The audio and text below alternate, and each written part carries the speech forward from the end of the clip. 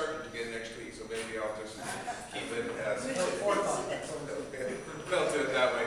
Is my voice carrying okay? I'm a walker and talker, so we'll do it that way. I wasn't sure how to start a classification speech, and I got a ton of advice from people as I probed out on things that I should do. And the first person thought I should go something akin to that. But apparently, long ago in a galaxy far, far away, there was born an educational administrator. Sounded a bit over the top. I don't know, but I kind of like the imagery. It was working for me. But I came up with another idea after getting some advice from Tony. He said, in the beginning, God created educational administrators, and I thought that might be the way to enter into my speech, but being the right hand of God, we have too much pressure, so I thought I'll just be Nazar's, one of Nazar's many hands on the board next year. That'll be the best I can do here. So instead, I decided to pattern it after Brad. I've always enjoyed his introductions to every time that he stands, so I'll start with Rotarians, guests, and other dignitaries. Welcome to my classification speech. This is educational administration, and for me, clearly, this is what it's all about. This is why I do what I do. And what I'm going to do in this speech, hopefully, is kind of take you on how I came to be in the role that I'm in, and where my travels have taken me in that. And I decided to focus it on why I wanted to join this group, why, when Tony approached me, I was so happy to. The whole focus on service has been something that's been a part of my life for many, many years, that have been taught to me by my parents, and it's something that I want to pass on to the kids at my school. So I'm going to focus this on that, and so that you'll see the service piece will be what will be our connector all the way through, and we'll go with that. I will do, of course, the personal history, because Francis's was just spellbinding when I watched it, and so I want to try to come in as I can. I will probably miss some of the rich textual language, but feel free to ask questions afterwards. We'll get there. I'll try to stay on top. So, where did it all begin? I was born and raised in a very small, quaint seaside town on the western shores of Canada in Victoria. And in doing so, the pictures that you see up there are kind of the educational institutions that gave me the degrees I needed to do what I do. My high school at Spectrum Community High School, and a couple of pictures of the University of Victoria, and one of the poorer areas of Victoria in the Inner Harbour, you can see on the bottom left-hand side there, for those of you who have ever been. But that's really where it all started, where I kind of got involved and saw opportunities for service. When I got to high school, they didn't have any organizations in the entire school. It was 10 to 12 that did anything for anybody else. And because I had already had some experience with working with handicapped youth through the Handicap Parks program in the summertime, we started the first ever service club at the school. And over 3 years donated in excess of $75,000 to various charities over those 3 years. And I think it's still a running club at the school. And it was just a way to kind of give back to some of the folks who are a lot less fortunate than we were, and to help the students in the school understand that those kind of situations existed.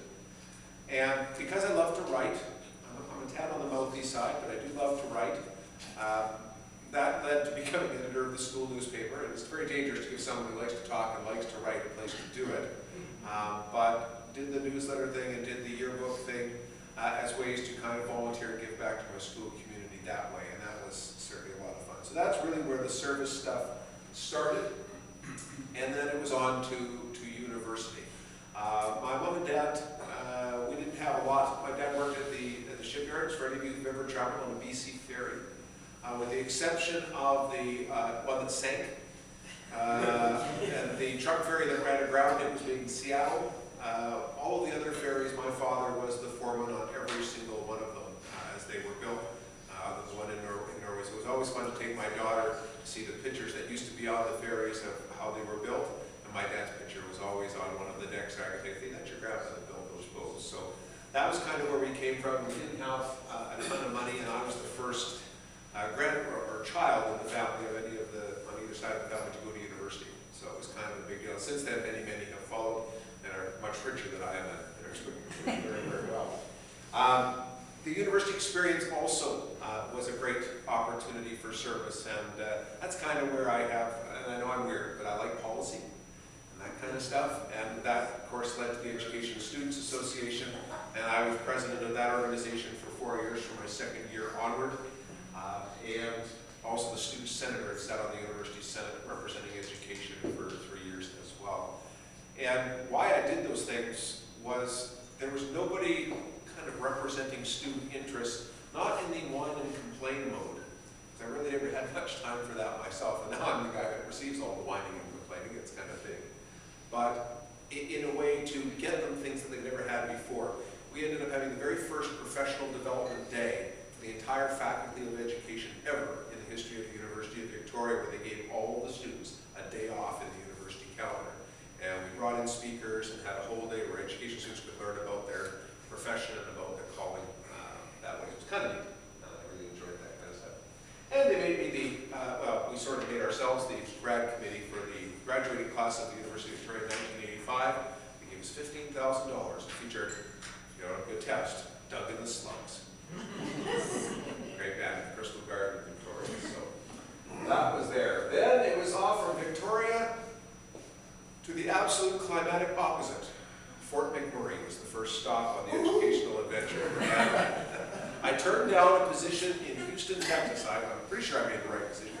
At that time, I was offered one of those positions at the same time.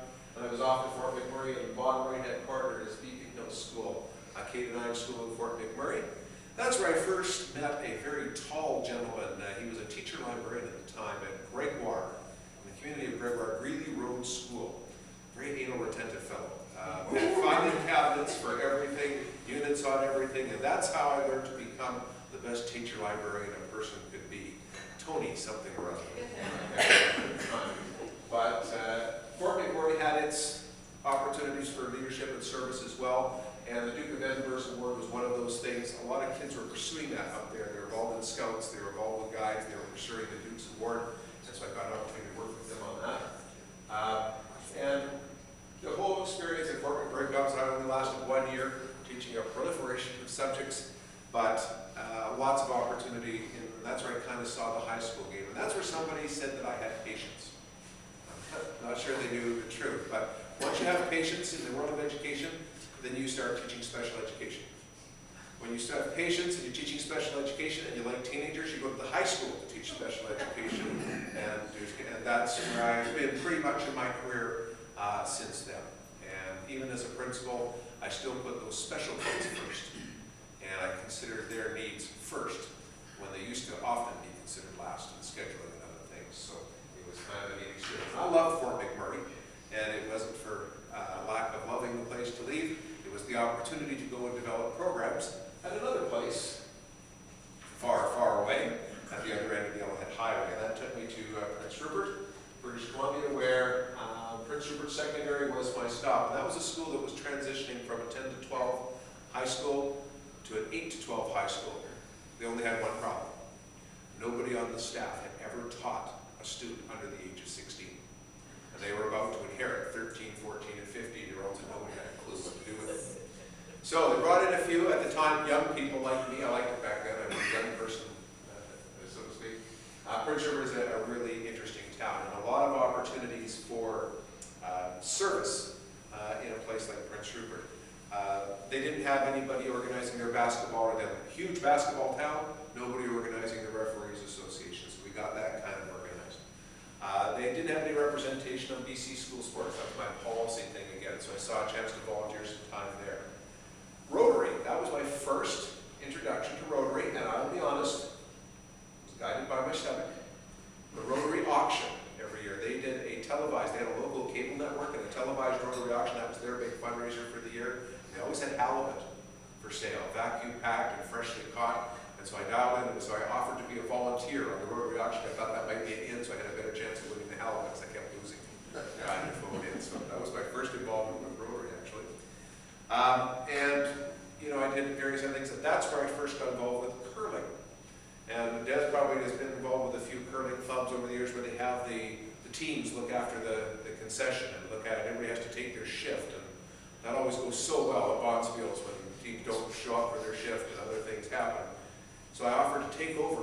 I was on the curling club executive. I offered to take it over and man it by volunteers from the school. So that all the clubs at the school could earn some money as fundraisers. And then all bonds bills would be covered and those kind of things. So we ran the curling club canteen. And we served teriyaki sockeye salmon steaks on Friday. It was a big seller. People who didn't even girl came for dinner as well. Quite like it. And then Prince Rupert also was the start of what some of the things that have become truly important to me in my life, and certainly top left would be the two most important people in my life. On the left is my wife Michelle, of some 19 years now, and my daughter Kira, that's their graduation. She graduated from high school last year, and that is the infamous pose in front of the fireplace at home as we go off to the graduation ceremony. That's where I got a little bit more involved with our church. My wife was very involved and still is very involved with the church, and worked with Presbytery at the Children's Working Unit and providing volunteer service there. That was our church in the middle there. And that's where I learned, and I'm afraid to say that I have this skill, but if we ever do need a barista for one of our functions, I was just their best customer. I stopped there every morning, and they were getting these fabulous pastries up from Vancouver, from the Van den Bosch Bakery. If anyone's ever been to Granville Island and tasted those pastries, that's what the pastry cut out. They didn't know how to bake them, so they turned out very dull looking. Tasted great. I just showed them a few things. Oh, if I can bake and I can look after money. When they went on holidays during my spring break and my summer holidays, I managed the cappuccino bar and learned how to make a mean mocha. Nice and layered and beautiful. You pick up some talents everywhere, and I've been an umpire and a basketball referee for some 30-some years now, so those are other things. And of course, very involved in the curling club, which you do love to do that. And so that was kind of the focus, and that's at the point in my life where it really started to hit home to me that there's so many other people who are less well off than I am, and I'm really in a great profession, and this is what I need to be doing. And so that kind of turned the tide, I guess. Then we hit the road again and came to Onway, where I currently reside, and I won't list all of the things that, the many things that kind of opportunities that came up in Onway, from their Economic Development Committee to operating their youth drop-in center and providing a place for the youth in the area to come and spend some time. Those are kind of the key volunteer efforts. I became part of the Healthy Families, Healthy Futures Board. We represent mostly women and children who are in real tough straits and need a lot of supports, the parent link centers, etc.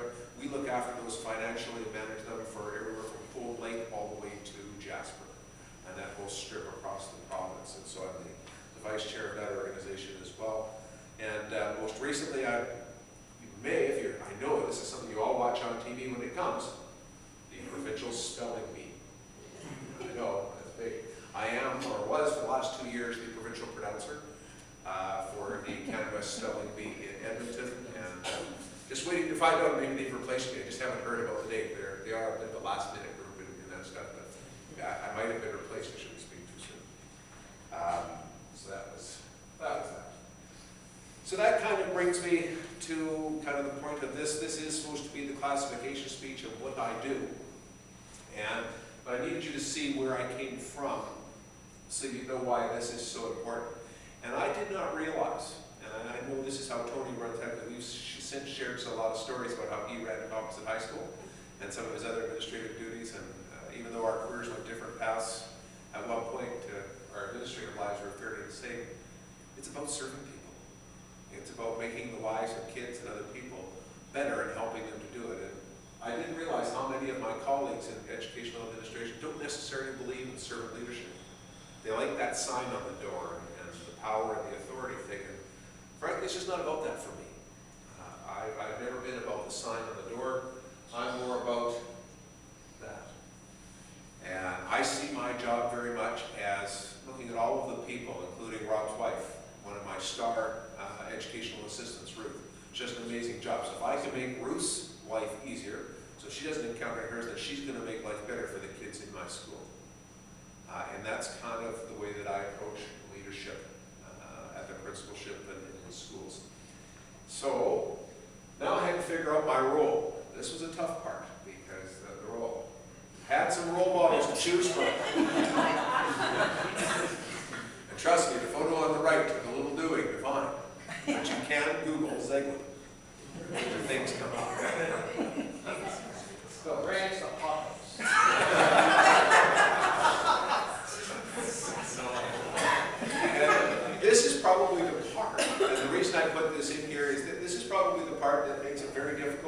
much of the time. We're able to understand what a principal does, and because it changes. As a teacher, I was concerned about my kids in the classroom. And I knew other stuff was happening, and sometimes it was important and sometimes not so much. When I moved to a department head and a vice principal, more things were important, and more things mattered, and discipline and attendance and all those wonderful things. There is nothing like the move from vice principal / teacher to principal in terms of scope. It becomes a full circle, and it comes at you from all directions, and you need to be able to work with all of that information and then serve your purpose. So that kind of brought us to here. And so for me, I want to make sure that I'm representing these groups. And this is contrary to some popular opinion. Some people think the principal represents the teachers. Incorrect. The principal represents the students. And then the teachers and the parents and the community as they impact the students. And that is my #1 job. And I mean, we've got a partnership with Peter's Pizza this year. That's the little picture in the top left-hand corner. That's my assistant principal with 5 of our kids who were selected as leaders that month. And they're having free pizza, courtesy of Peter's Pizza. But it's those kids that matter. The Spruce Grove Public Library came in and did a great thing. They had donors from the community who donated copies of a book, and we made sure every kindergarten and grade 1 student in the entire school got a copy of the Spruce Grove book. It's all about Spruce Grove. It's an alphabet book where they can find things. That's really cool. And then our partnership with Save On Foods, and I was a little bit tenacious on that one. I went after it when there was just girders. I found out who the head manager was going to be. I found Steve, made a phone call, and told him he needed to adopt a school and it needed to be us. Yeah, so that part is good. There are 3 things that I'm asked to lead in my job, and they're all done a little bit differently. The curricular piece mostly is trying to figure out what is best practice. I don't have to worry about curriculum. The government has that all kind of pre-prescribed for us all. So we've got that. But how that curriculum is delivered needs some guidance. And my staff currently at Roxton Park School, I have 127 staff members who work with me, and of approximately 54 of those are teachers. The rest are support staff of varying degrees. And so my job is to help them figure out what's the best way to help all of those kids understand what they need to understand and for all of them to move forward. And that's not always an easy task. And they call it, quote unquote, and that's why the pedagogy is there, instructional leadership. And that's why you'll often say sometimes your best teachers don't go into administration. Sometimes your best administrators are not your best teachers. Sometimes there's a bit of a crossover, because what you need to do is surround yourself with brilliance and look good by reflection. And I even sign my emails that way. I don't have to be good at anything. I just have to know all the people who are and make sure they're the ones interacting with kids. That works for me. The cultural piece is pretty important, and it's about, and this is something that, another reason why I like this club and I like what you stand for, what we stand for, is the culture in the school is important. There's a mountain of research that says the principal has a huge impact on it. And the first day I walked into Roxton Park, none of them knew me. Who's this new guy coming in? It's an entirely new entity. And I gave them all a copy of a book. I don't know if anybody's read it. It's called The Fred Factor. And it's about a mailman. Rob's right. Did you read? Hopefully you read the copy I gave you, Mike. There we go. The Fred Factor is about a mailman down in the United States. And to make the short story, it is short, very short. Fred just believes that he's a mailman. He's proud of it. And he should be the best darn mailman he can be. Period. And be proud of what he does and proud of the effort and go that extra mile for his clients, because that's how you be the best that you can be at what you do. And I passed that out to every staff member. So I said, you guys will want to know who I am. You want to know what I stand for if I'm going to be your principal and I'm going to be the person leading the ship. Here's what I stand for. I just want you all to be the best educational assistant you can be, the best occupational therapist you can be, the best secretary that you can be. Everyone does that. What a place. What a place to come and work. The morale is outstanding. So that cultural piece is, and then, of course, with another staff I once used, who moved the cheese? Spencer Johnson. That was just to let them know change was on the way. And I just gave it to them in June, and it was, well, are we going to do a book study? Do I have to know? No, just read it if you like it. Boy, they came back in August. Is our cheese moving? Are you like thinking I'm that hen or a hawk? Who do you think? And they're all identifying with characters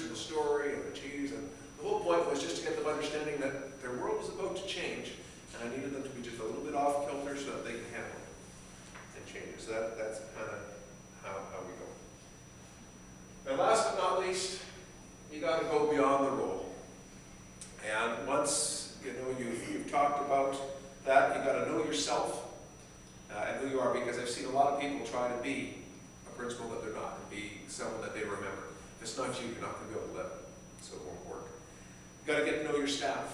I'm slowly doing that with approximately 127. It's taking a while, but in Onaway with 52 staff, I can tell you all of their spouses' names, most of their kids' names. I can tell you when their birthdays were. I knew when they were having an important event in their life or when they weren't. And over 11 years, it took that time to build that kind of relationship, but I'm working on that now. And then get to know your community, and that's a part of the role that this group is serving in my life right now, is in getting to know you and the way that you work. I didn't know how much Boston Pizza does in this community. And I got to meet Jazz, and now I'm hearing about all of the good work that's done. I'm hearing about what McDonald's is doing. I'm hearing and going to these various meetings like the breakfast this morning. And I'm getting to know my community that I work in. And then like Jaime Escalante, you know, I'm looking to give back to my profession through some various ways. I'm a member of the instructor corps for administrators. I just took on a role as on the board of the Council of School Leadership. Now it's time in my career to give back to the new people coming into administration. And part of that is I'm a facilitator at the Educational Leadership Academy in Banff every summer, and I do a week there to train people who are silly enough to want to get into educational administration and help them to do that in a great way. And hopefully by doing that, I'm modeling lifelong learning. I know it's a catchphrase, I know it's a buzzword, but I believe it's true, and I need to do that. So that takes us to kind of my last thing, and I know it's one of the 7 deadly sins. I realize this, especially working in the school that I do. But folks, this is who I am. It's not a vocation for me. I know it's a vocational thing, but this is who I am. I'm a teacher, and I'm damn proud of it. And I will be to the day I pass away. So, anyway, that is it. If you have any fabulous questions, that's